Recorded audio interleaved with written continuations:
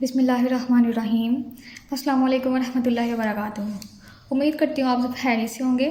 Students, आज हम कर रहे हैं एक्सरसाइज 1.2 का पार्ट 2, तो उसका क्वेश्चन नंबर 1। ठीक है, तो पार्ट 2 में जो हमारे पास हेडिंग आ जाती है वो है सिम्प्लीफाई द फॉलोइंग, कि जितने भी क्वेश्चन दिए गए हैं उनको सिंप्लीफाई करें। ठीक है, तो क्वेश्चन नंबर 1 है हमारे पास 81/16 और उनकी पावर्स आ गई -3/4।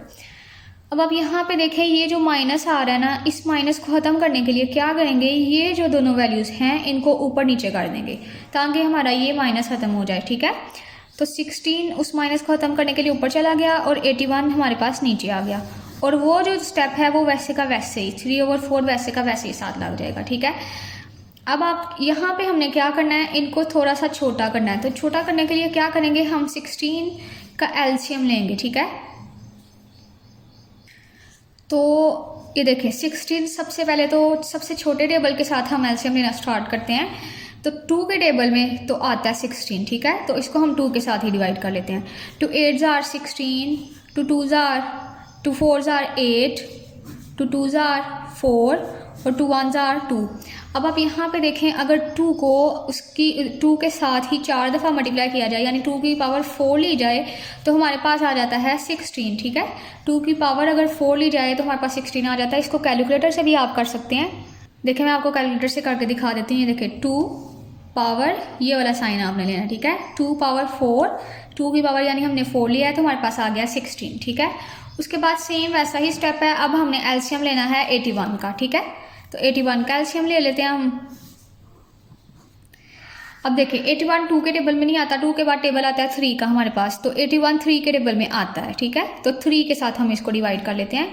3 27s are 81 होता है, 3 9s are 27 होता है, 3 3s are 9 और 3 1s are 3 होता है। अब आप यहाँ पे देखें, अगर 3 को हम 4 दफ़ा मल्टीप्लाई करें ना तो हमारे पास आ जाता है 81, यानी अगर 3 की पावर हम लें 4 तो हमारे पास आ जाता है 81।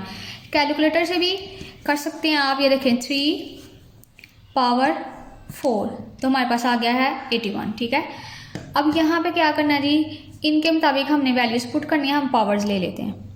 ये जो बच्चों आपका है ना, ये सारा रफ वर्क है। ठीक है, ये क्वेश्चन का हिस्सा है तो हम लिख लेते हैं। ये देखें, अगर हम 2 की पावर लें 4 तो हमारे पास आ जाता है 16, 3 की पावर लें 4 तो हमारे पास आ जाता है 81। ठीक है, ये ब्रैकेट वैसे की वैसे लगा देंगे और ये जो 3 और 4 है ये वैसे का वैसे आ जाएगा।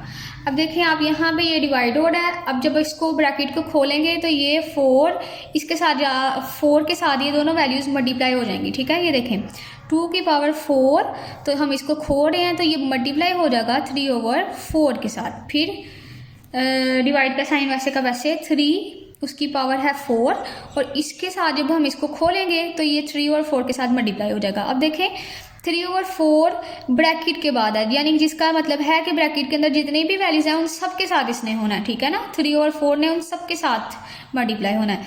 पहले इसके साथ होना था, फिर इसके साथ होना था। अब इसके साथ भी कर लेते हैं, 3 की पावर 4 ली, मल्टीप्लाई कर लेते हैं 3/4 के साथ। अब आप यहाँ पे देखें तो 4 1s are 4, 4 1s are 4, 4 1s are 4, 4 1s are 4। पीछे हमारे पास सिर्फ बच गया 3 और यहाँ पे भी 3 बच गया, यानी कि 2 की पावर हमने लेनी है 3 और 3 की पावर लेनी है 3। इनको मल्टीप्लाई कर गए तो हमने आंसर लिख देना है। अब बच्चे यहाँ पे बच गया हमारे पास 2 और उसके साथ आ गया 3। तो इस स्टेप को करने का तरीका ये है कि आपने इस तरह नहीं करना कि 2 को मल्टीप्लाई कर देना है 3 के साथ। जब आप 2 को मल्टीप्लाई करेंगे 3 के साथ तो 2 3s are 6 हो जाएगा, लेकिन हमने मल्टीप्लाई नहीं करना, हमने इनकी पावर्स लेनी है। यानी कि 2 को उसके साथ, यानी कि 2 को 2 के साथ ही 3 दफ़ा मल्टीप्लाई करना है। ऐसे करना है, 2 मल्टीप्लाई 2 मल्टीप्लाई 2, 1 2 3, 3 दफ़ा आ गया ना इसके अंदर 2। तो अब इसका आंसर जो आएगा ना वो आपने लिखना है। अगर 2 2s are होता है 4, 4 2s are होता है 8, तो यहाँ पे हमारे पास 8 आ जाता है। इसको आप कैलकुलेटर से भी कर सकते हैं। कैलकुलेटर से करने का जो तरीका है वो है, ये आप देख लें यहाँ पे 2 पावर 3 तो हमारे पास आ गया 8 आंसर। ठीक है, नीचे वाला भी आप कैलकुलेटर से कर सकते हैं। ये देखें 3 पावर 3 तो हमारे पास आ जाता है 27। ठीक है, यहाँ पे हम लिख लेते हैं 27। इस स्टेप को करने का जो तरीका था, इसको भी इस तरह ही हमने करना है। 3 को 3 दफ़ा उसके साथ मल्टीप्लाई करना है। अगर यहाँ पे होता 4 तो 4 दफ़ा करना था, 5 होता तो 5 दफ़ा करना था।